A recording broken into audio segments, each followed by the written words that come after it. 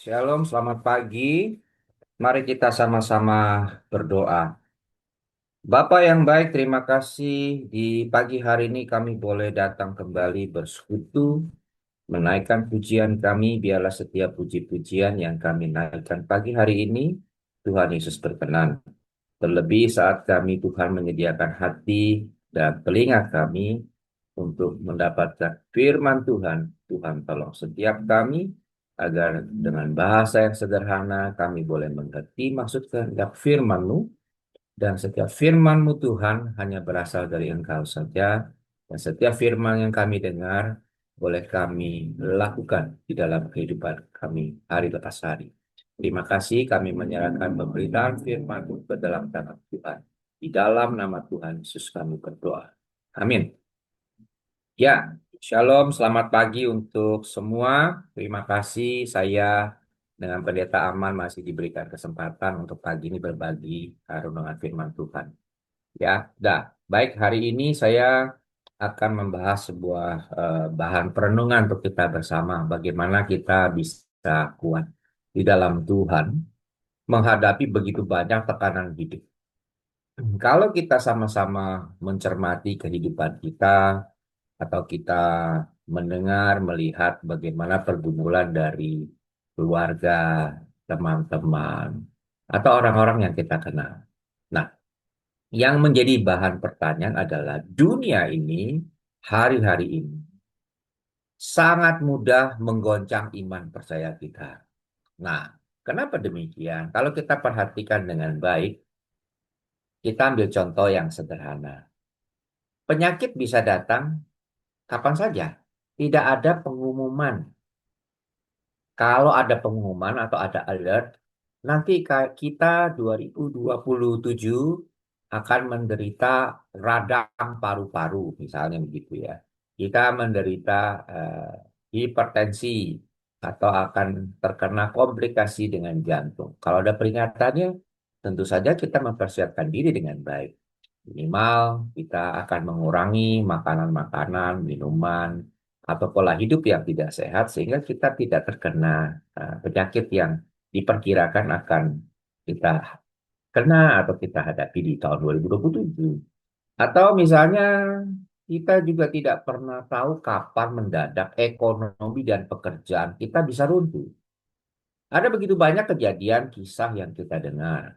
Bagaimana hari-hari terakhir ini banyak sekali orang yang kehilangan semangat dalam hidup, akhirnya mengakhiri diri dengan loncat dari mall ya, yang terakhir dari di Jakarta, Mall Pondok Indah. Mereka ada pria bunuh diri, ada pasangan eh, calon suami istri akan menikah, satu malam hanya kehilangan uang yang cukup signifikan karena bermain di saham, lalu tidak sanggup menghadapi situasi itu bunuh diri.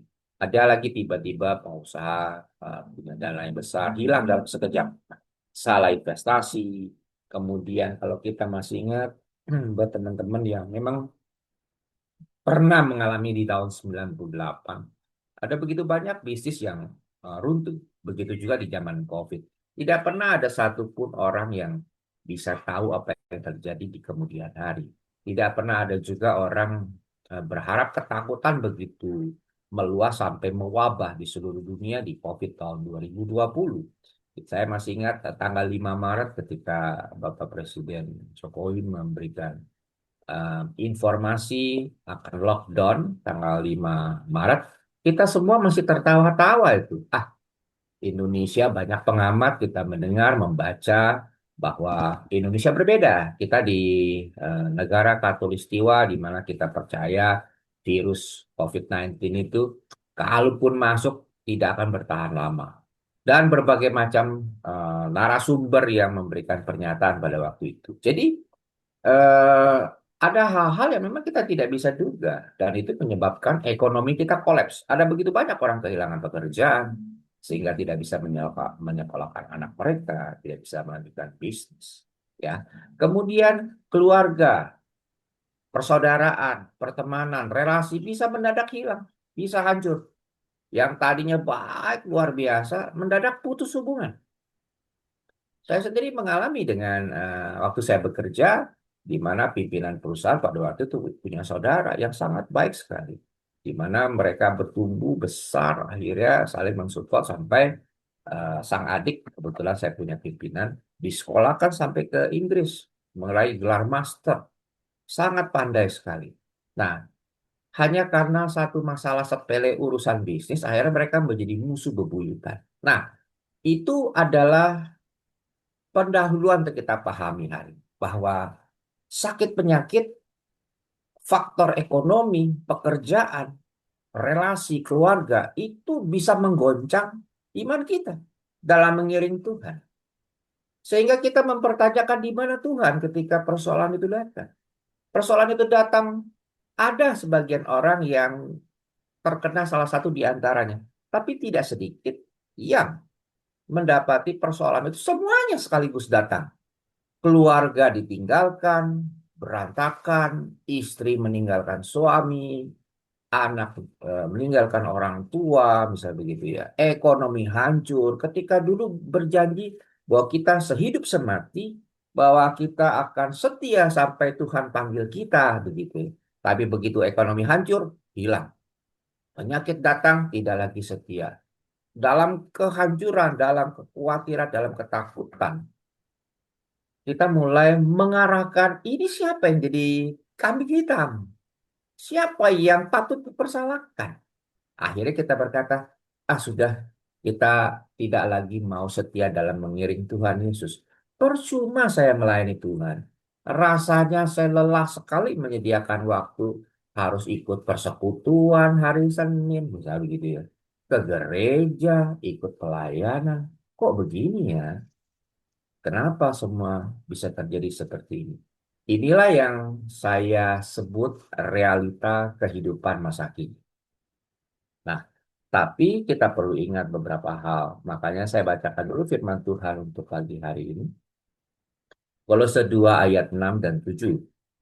Kamu telah menerima Kristus Yesus Tuhan kita. Karena itu hendaklah hidupmu tetap di dalam Dia. Jadi ayat yang pertama ini mengingatkan kita bahwa setelah kita menerima Kristus, Sang Juru Selamat, yang menjadi jaminan bagi kita suatu hari kelak, kita akan berjumpa dengan Dia, dan satu hari kelak kita punya satu tempat yang mulia di surga.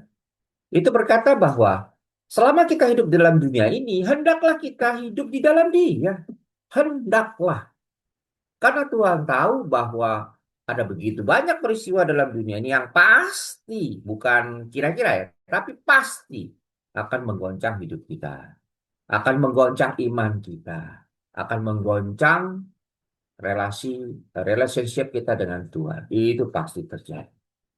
Makanya diingatkan bagi kita pagi hari ini. Lalu dikatakan ayat yang ketujuh, hendaklah kamu berakar di dalam Dia.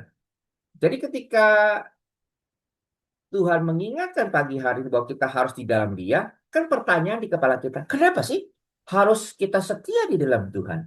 Kenapa sih saya harus ada di dalam Dia, dalam intimacy, dalam hubungan yang akrab dengan Tuhan Yesus? Kenapa sih? Kenapa harus sih? Why? Nggak ada jedahnya kah? Nggak boleh saya vacation dulu gitu kira-kira kalau kita punya asuransi, ya saya nggak mau bayar premi tiap bulan nih, saya mau stop dulu lah kira-kira 1 tahun. Ya boleh, kalau ada unit linknya di cover dari sana, kita bisa 1 tahun nggak bayar premi, misalnya seperti itu ya. Nah, bagaimana dengan kekristenan kita? Bagaimana dalam kehidupan kerohanian kita? Nggak bisa begitu. Kenapa? Kita baca. Ayat 7-nya, hendaklah kamu berakar di dalam Dia dan dibangun di atas Dia, hendaklah kamu bertambah teguh dalam iman yang telah diajarkan kepadamu, hendaklah hatimu berlimpah dengan syukur. Kenapa? Karena ada syaratnya kita di dalam Dia itu apa? Berakar. Nah, pertanyaannya, ketika dunia ini menggoncang kita dengan sakit penyakit, dengan pekerjaan, dengan ekonomi, finansial, isu, family matter, masalah-masalah keluarga, kita berakar gak di dalam Dia? Kalau akarnya dangkal, gampang sekali kita tercabut, gampang sekali kita digoncangkan dan kita jatuh. Dan kita langsung tunjuk tangan kita kepada Tuhan. Tuhan, saya capek ikut Tuhan. Saya lelah Tuhan. Saya nggak mau lagi berdoa malam-malam. Kata Pak Pendeta, berdoalah sepenuh hati. Iya, berdoa sepenuh hati itu nggak dalam hitungan 10 detik kan? Kita perlu menyiapkan hati, berbenah, berbersih, lalu berdoa kepada Tuhan. Naikkan doa syafaat. Nah itu kan nggak sebentar. Lah saya udah lakukan itu capek loh. Kok malah begini? Di mana perlindungan Tuhan? Nah, telunjuk kita langsung bilang, aku kecewa Tuhan. Nah, ayat 7 berkata bahwa kita perlu berakar di dalam Dia dan dibangun di atas. Kalau pakai bahasa sederhana begini, Tuhan berikan aku keberanian. Tuhan berikan aku kekuatan. Kalau kita berdoa demikian, apa yang Tuhan jawab? Tuhan kasih banyak masalah. Supaya apa? Ya, kan mau kuat toh. Nah, harus ada masalah. Kalau hari ini Bapak Ibu sekalian yang punya anak-anak yang mungkin sekarang sudah dewasa, coba perhatikan baik-baik. Kalau anak kita masih kecil, dia jalan-jalan, baru mulai belajar berdiri. Apa yang kita perhatikan yang terjadi setelah dia bisa berdiri? Belum kuat ya, mulai bisa berdiri. Dia akan melakukan dua hal. Yang pertama, dia akan tertawa-tawa, bisa berdiri, ya, belum bisa dilepas. Tapi waktu dia bisa dilepas, dia mulai berjalan pelan-pelan, dia akan tertawa terbahak-bahak. Buat dia di dalam konsep balita, batita, dia akan berkata gini, hey, amazing, selama ini aku merangkak loh. Sekarang bisa berdiri, it's amazing, menakjubkan sekali. Dan dia sangat antusias. Nah, antusiasnya akhirnya apa? Tubuhnya tidak seimbang, jatuh. Nah, cuma dua juga dampaknya. Anak yang jatuh itu bisa dia ketawa, bisa juga langsung nangis kejar. Cuma dua kan? Andai kata dia ketawa, dia mau bangun lagi, belajar berusaha. Sampai akhirnya dia bisa berdiri dengan stabil dan dia mulai melangkahkan kaki kecilnya untuk berjalan. Nah, setelah dia bisa berjalan, apa yang dikerjakan? Wah, lari lebih cepat, jalan lebih cepat. Tapi sekali lagi, di dalam kekuatan tulang-tulangnya yang baru mulai terbentuk, dia bisa jatuh lagi.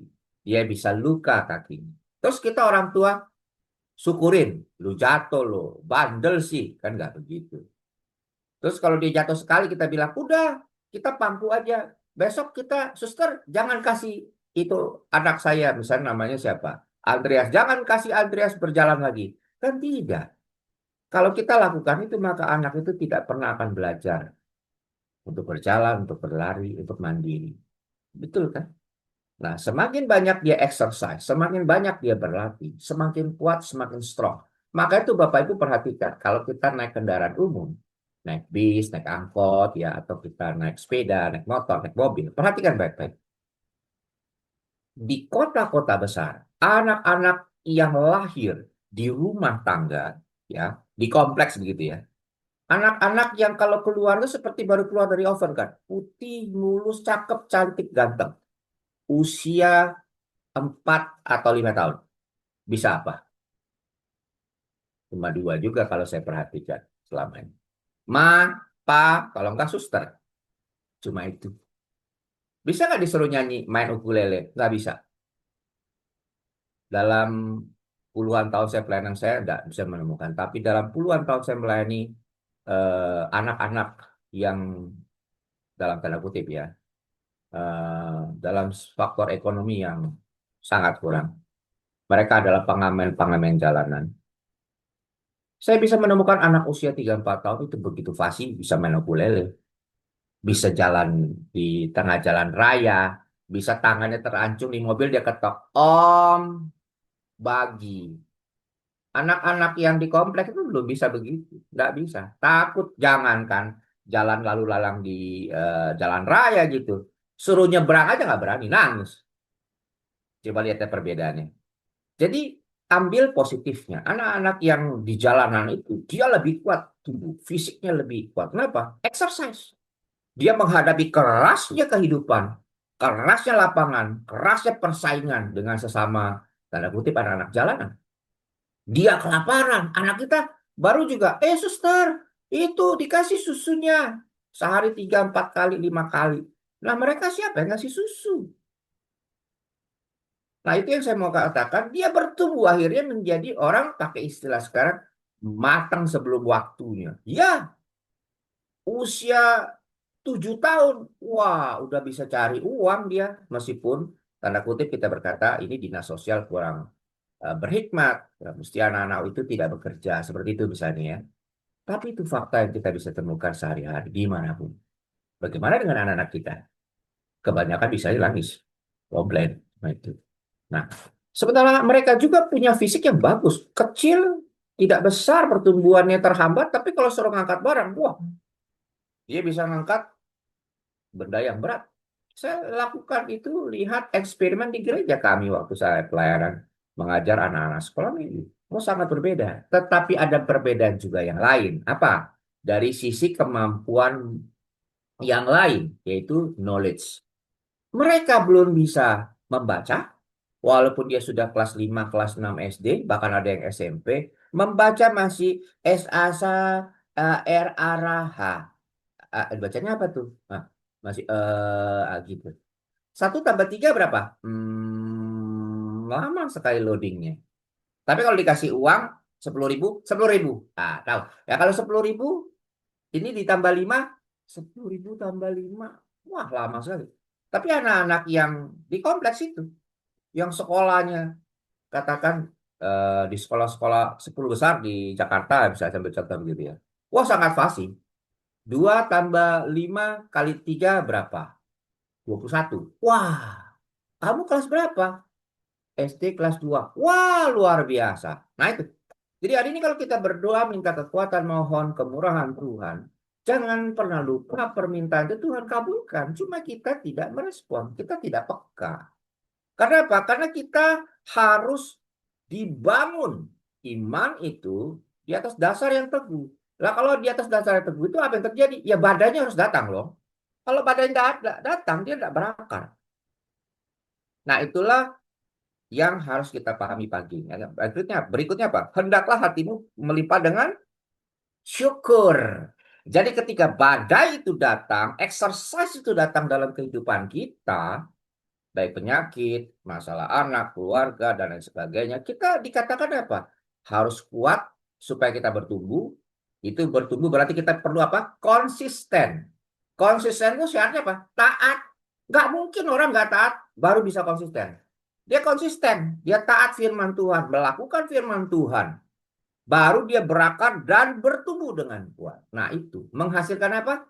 Ketekunan di dalam Tuhan. Sehingga ketika ketekunan itu lahir, maka ketika segala pergumulan hidupnya datang, yang keluar dari mulutnya apa? Bukan Tuhan brengsek. Enggak. Dari mulutnya dia akan keluar, dari hatinya yang paling dalam, di tengah tekanan hidup yang luar biasa, dia berkata, Tuhan, terima kasih. Wow. Apa yang keluar? Melimpah dengan ucapan syukur. Itulah yang terjadi, yang didemonstrasikan oleh Rasul Paulus. Ketika dia di penjara, dia menghibur jemaat yang lain yang lagi kesusahan. Nah, dia sendiri juga lagi susah. Ketika dia di atas kapal menuju Roma, lalu kapal itu menjadi tenggelam, semua prajurit ribut. Dia bilang apa? Udah lempar saja saya. Lah, coba.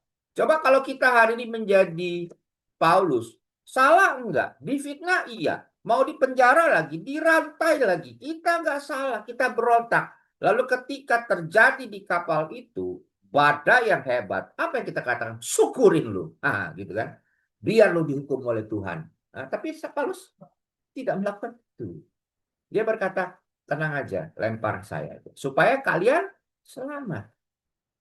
Bayangkan hari ini kita dikasih kondisi yang tidak nyaman, apapun tadi, yang bisa menggoncang iman kita.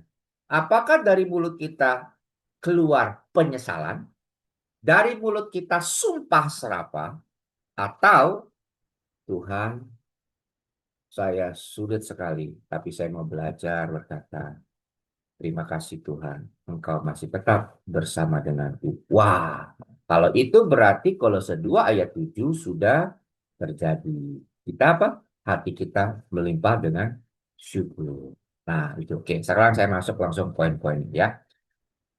Jadi yang pertama itu kita harus tahu bahwa dunia ini akan sangat mudah menggoncangkan kehidupan orang percaya. Siapapun kita, berapapun usia kita. Tidak ada syarat. Di Alkitab tidak pernah berkata, kalian yang usianya 40 ke atas, baru akan mengalami goncangan yang hebat. Yang belum 40 santai-santai saja. Tidak, tidak ada yang begitu. Ya, semua sama. Iblis bekerja 24 hours. Kita harus istirahat.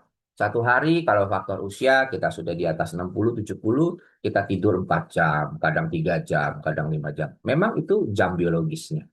Tetapi yang masih kecil bisa belasan balita itu nggak bisa tidur 3 jam, 5 jam nggak bisa. Dia butuh belasan jam.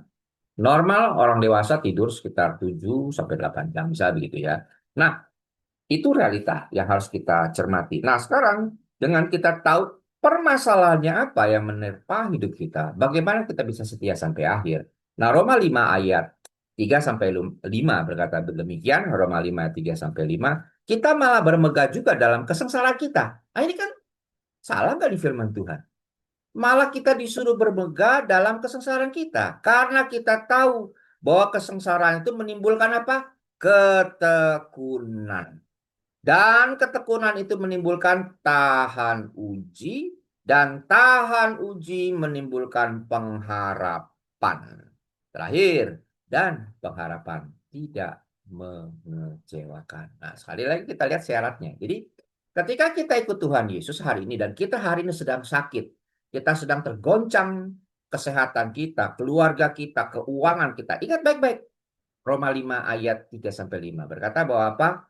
Kalau terjadi dalam pergumulan hebat yang kita hadapi hari ini, apa? Bermegah di dalam kesengsaraan kita karena kita tahu kesengsaraan itu atau penderitaan itu atau ujian itu atau cobaan itu yang Tuhan izinkan seperti Ayub, semuanya itu menimbulkan ketekunan, satu, menimbulkan ketekunan. Jadi kita tahu badai dalam dunia ini yang menerpa kita itu, konsep dalam kita meresponnya harus benar.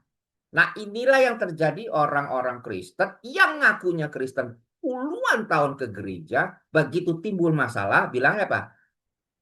Bukan God is good, tapi Tuhan ini jahat. Tuhan ini tidak mengasihi saya dan keluarga. Anak-anak, aduh. Nah itu.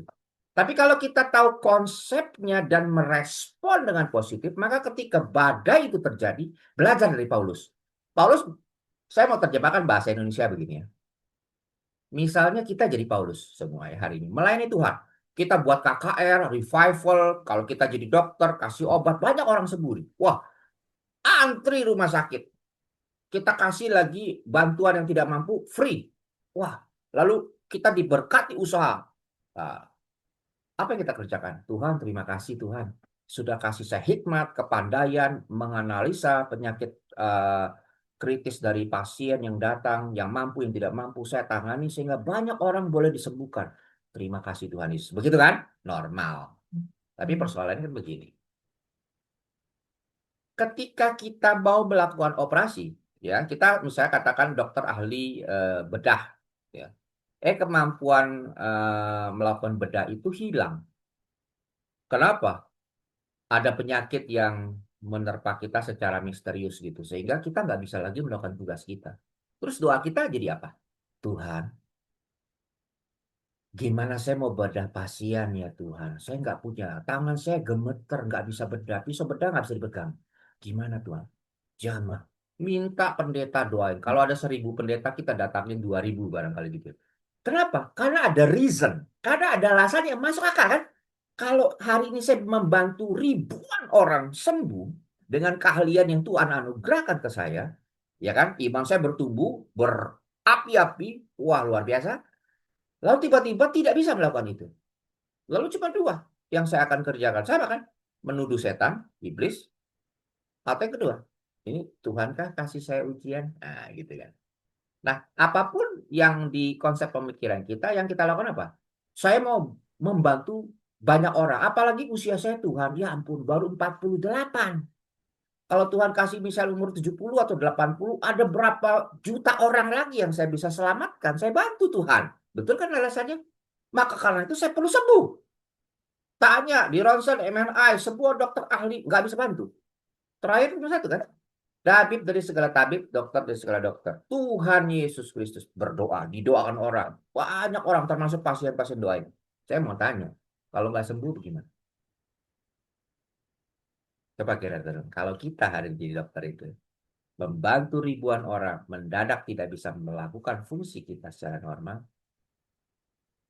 kalau dalam 1 minggu, masih tenang kan? Seminggu, oke. 2 minggu, 3 minggu, sebulan, setahun. Nggak praktek. Stres nggak? Stres. Bagus masih stres. Kalau sudah mulai begini, udah ke dukun deh. Ke dukun bilang ini, Tuhan, karena Tuhan Yesus tidak mau sembuhkan saya ke dukun. Nah, nada bicaranya sudah mulai ada tanda kutip ancaman. Kalau dukun bisa sembuhkan saya, nah gitu ya. Sembuhkan saya. Saya tetap pelayanan, membantu orang. Kan alasannya klise.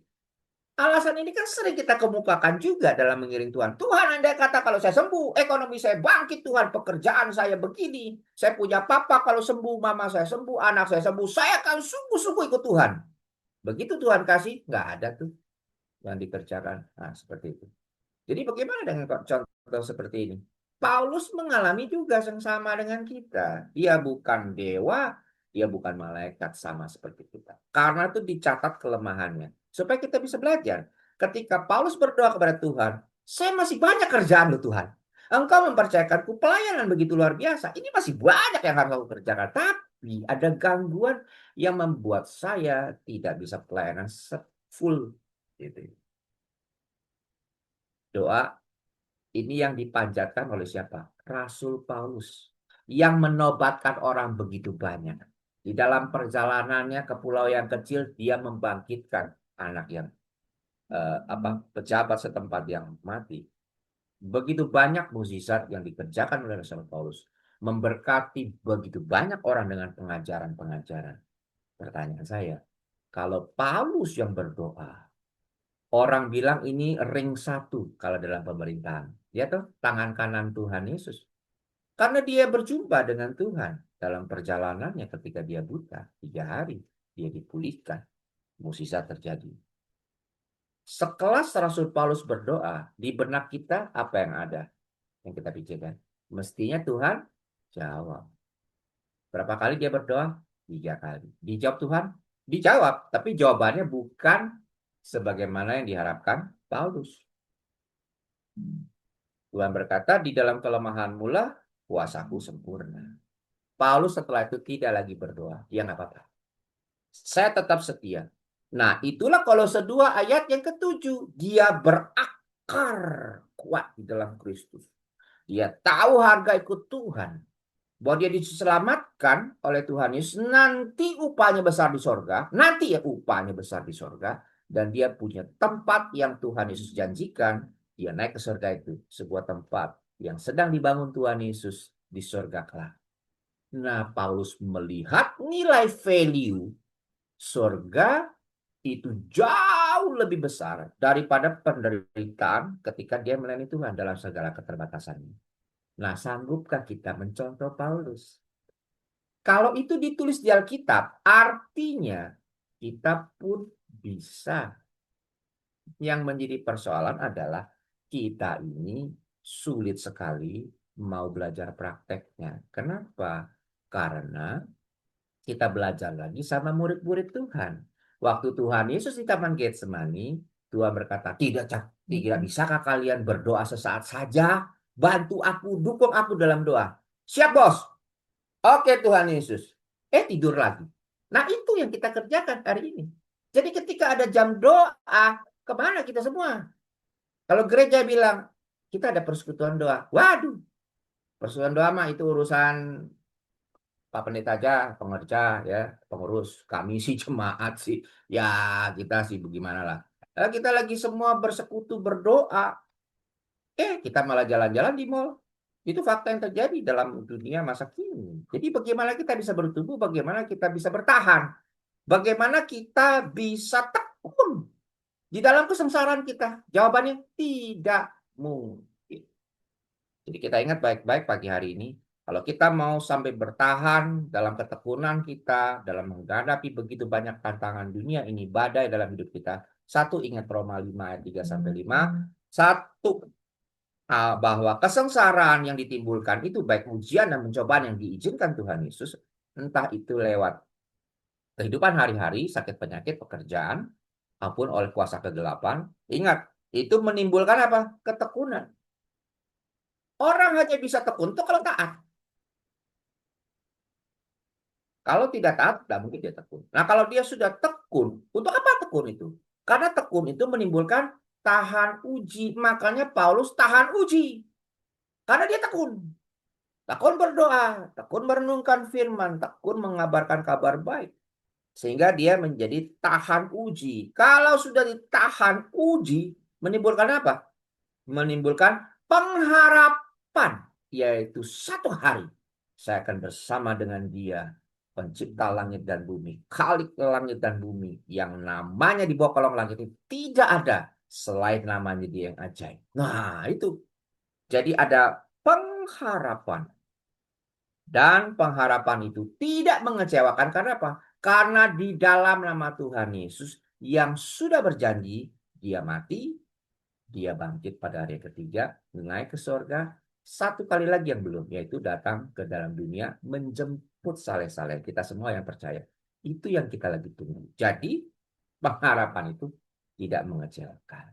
Nah, jadi dalam situasi seperti ini kita harus tahu bahwa situasi atau badai persoalan hidup kita itu akan membuat kita kuat. Dalam bagian yang lain firman Tuhan berkata, Ibrani 6 ayat 19, pengharapan adalah sau yang kuat dan aman bagi jiwa kita. Sau itu apa sih? Sau itu adalah jangkar. Jadi jangkar itu gunanya adalah ketika kapal itu ada di tengah laut atau dia bersandar, dia harus lempar saunya. Supaya apa? Supaya tidak Enggak, saya terambang-ambing kelas hanyut. 9 masih. Kira-kira begitu ya.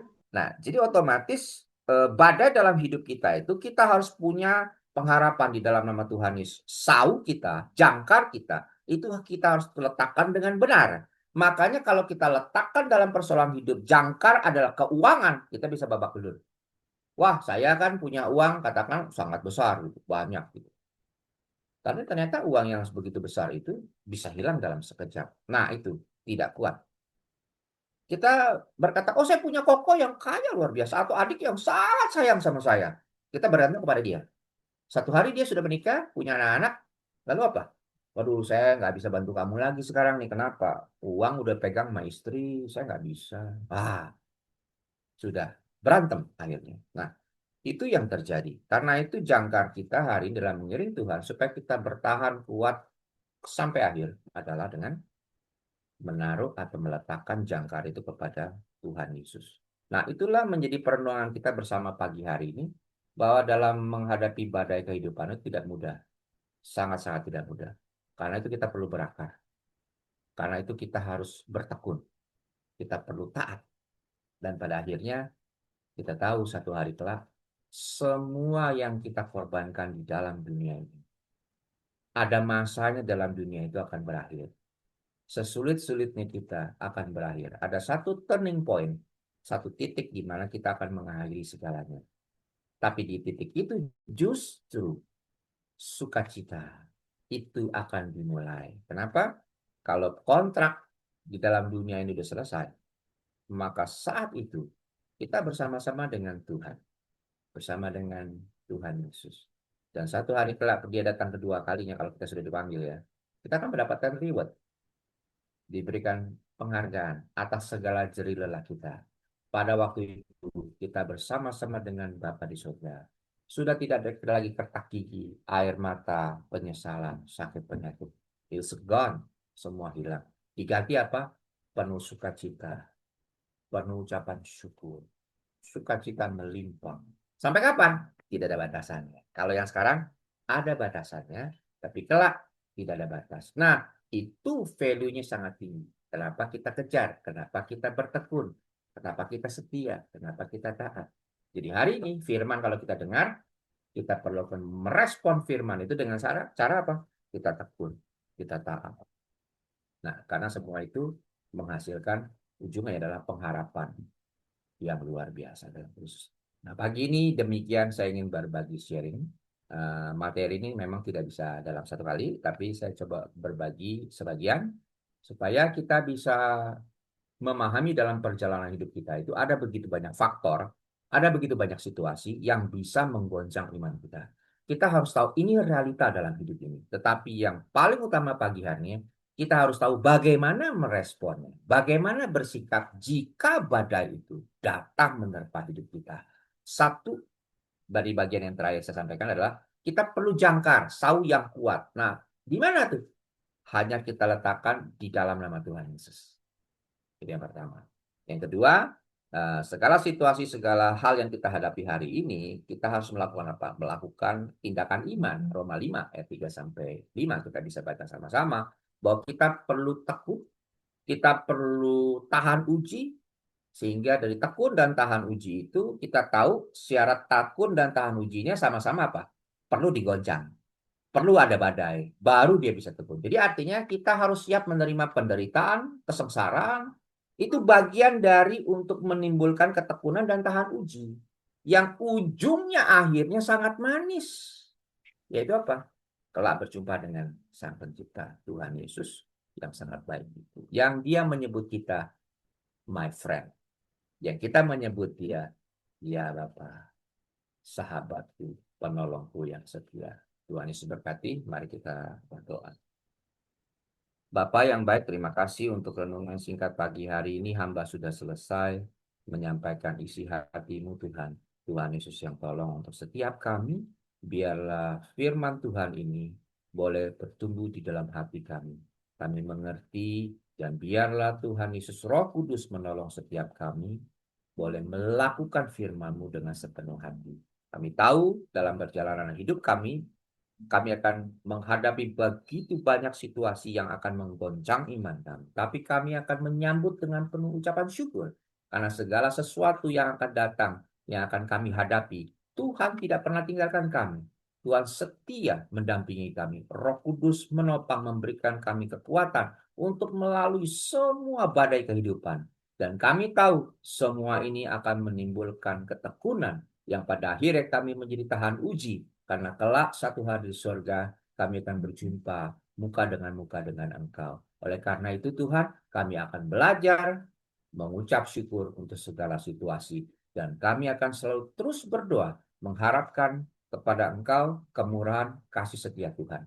Berkati setiap kami pagi hari ini Tuhan, segala usaha pekerjaan, aktivitas kami, keluarga kami, anak-anak kami, Tuhan Yesus berkati. Di dalam nama Tuhan Yesus yang ajaib, kami berdoa, mengucap syukur dan berterima kasih. Amin.